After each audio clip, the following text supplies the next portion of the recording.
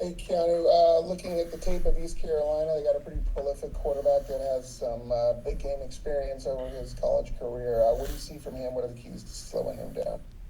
Yeah, I think he's a very legitimate quarterback. We've seen a lot of success that they've had this year.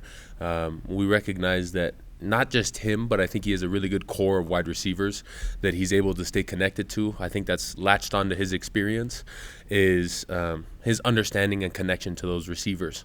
And I think what the key will be is constantly trying to just play within our scheme. I think as everyone plays our role, defensive line getting after the quarterback, as well as our DBs maintaining um, like their bought in mindset to Jay Hill's defense. That'll be our answer to shutting down the quarterback. And then what was the biggest gain from this week off? Just kind of getting your bodies healthy, but was there like almost a reestablishment of leadership, kind of a restart moment during this week off? Yeah, I think it was just consistency. I think what's critical is whether you're in a bye week or not, it's how are you attacking the week? How are you staying consistent to the fundamentals? And how are we continuing to develop? I think that's a big thing in football is, you start once you put on the pads in fall camp, it's difficult because you haven't been wearing them for a year, and we don't want to lose that over a bye week. So having that tenacity still within the bye week and the leaders being able to maintain the culture was absolutely critical. And I think that was just consistent. I don't know if it was reaffirmed. I think it was consistent through the bye week. All right, next question from Jay Drew. Keanu, what's Anisi Purcell like? What has he brought to the defensive tackles room? Anisi's amazing, man. I think he's a very silly individual. He knows when to be serious, but he's a very upbeat, happy individual, which adds a lot of joy into the room and is absolutely critical for the position that we play, right? Sometimes we don't make the biggest of plays, and so having attitudes like JT and Anisi, who are both very upbeat individuals and both very dedicated to their craft, are huge examples, not just to me, but to our young guys, to Justin Kirkland, and allow us to kind of stay happy consistently with what we do. And then I guess he just got engaged right after the Portland State game after he got that sack. What did you guys give him the business at all, or what's that? Yeah, I guess, to some degree, him and his roommate, Vili Poha, they got engaged within the same week, so they tend to do a lot of things together. I didn't know to what degree, and so seeing that happen was cool. But it's nice, we connect on the football field, but we're brothers beyond the field, and so we talk and we advise him, and I've been married for 5 months now, so try to give him somewhat of experience on what to expect and how to have the best experience. Our next question will be from Jake Hatch. Do you have anything particular you do in terms of these long road trips across multiple time zones?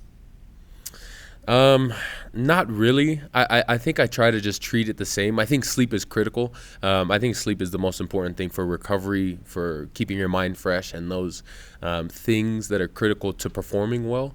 I don't know if I have a set in stone operation that I like to go through. But I think I just try to maintain the best health that I can and staying on top of what I know keeps me in the best mindset and feeling the best. And was it weird to have a week 3 bye like that early in the season, to have a week off? Yeah, I thought it was really weird. Me and a lot of the guys, we were kind of interested by the timing of it. It is nice. It's always nice to have a bye, I feel like. You want to play, but I think it's critical the way that you handle the bye week is how you're going to handle the next game and really any game. And so it was an interesting place of a timing of a bye, but we handled it well. Next question from Mitch Harper. Keanu, Kalani just moments ago said that you guys have like a Monday meeting with the leadership team. What does that look like as far as meeting with Kalani, and what are you guys trying to do to maybe set the tone for the week? Yeah, I absolutely love that we do that consistently. It truly speaks to the character of Kalani and wanting to be a team or a player-led team, and his ability to counsel with us. It's not often just what he sees, and it's more often of a counsel of what we see within our team, of what we're understanding of how we can improve. And so those meetings are always looked forward to because the understanding that we have the blessing of speaking the mind of what the players are feeling, but also taking into consideration what they see with their years of experience, and ultimately coming out with what is best for us as a team and what's best going forward. And with from your vantage point this past week in the bye week, how ready is this defense to take on an offense that, tempo, they go pretty fast, I think top 20 in seconds per play. Like, just have the readiness of this group to go up against a fast-paced offense like ECU. Yeah, it's a new challenge, right? We haven't faced an offense like that this year, but it's nothing new to the scheme and the game of football. We have a lot of experienced individuals on the defense, and we have a lot of experienced coaches.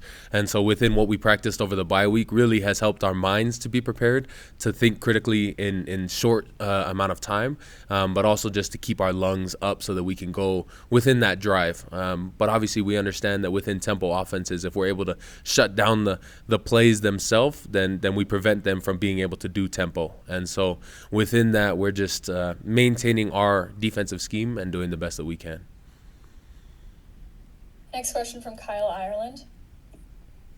Keanu, we've seen pre-game video of you hyping up your teammates before you guys take the field.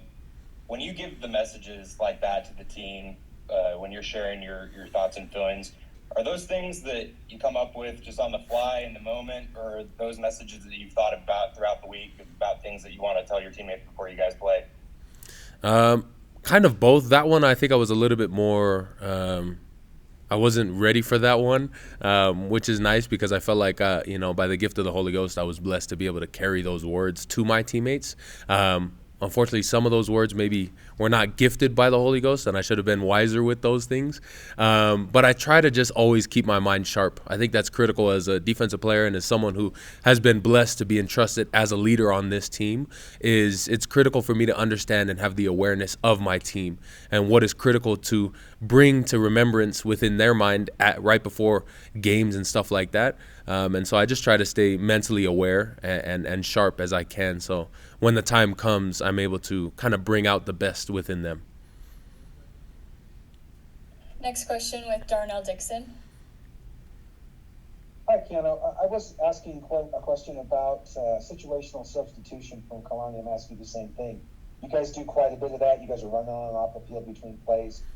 As a player, how do you kind of make sense of that chaos and maintain your level of focus and all of that? Yeah. I think it can definitely be labeled as chaos for sometimes even for us as the players and those that kind of are finding it difficult to get lined up. But I think the biggest part of it is we don't necessarily see it as that often because we trust the scheme of our defensive coordinator. And we recognize the personnel and we recognize the intelligence behind why he's doing things. So it can be last minute at times, but ultimately when we get the proper team out there, the proper formation and the proper defense that we want to run, it's a huge blessing because it makes it easier to stop the offense that is expected to come from his understanding and from his greater point of view. So it can be hectic at times, but again, we kind of just try to buy into what Coach Hill believes in his process. All right, our last question will be from Dana Green.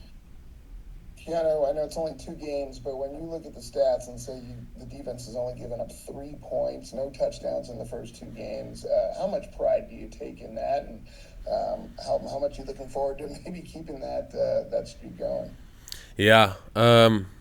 I think success needs to be counted. If you're only counting the things that you can improve on, it's extremely difficult to stay motivated, disciplined within a long season. And so we definitely account for that, but I think we're far from satisfied because we recognize what we have and the ability that we have.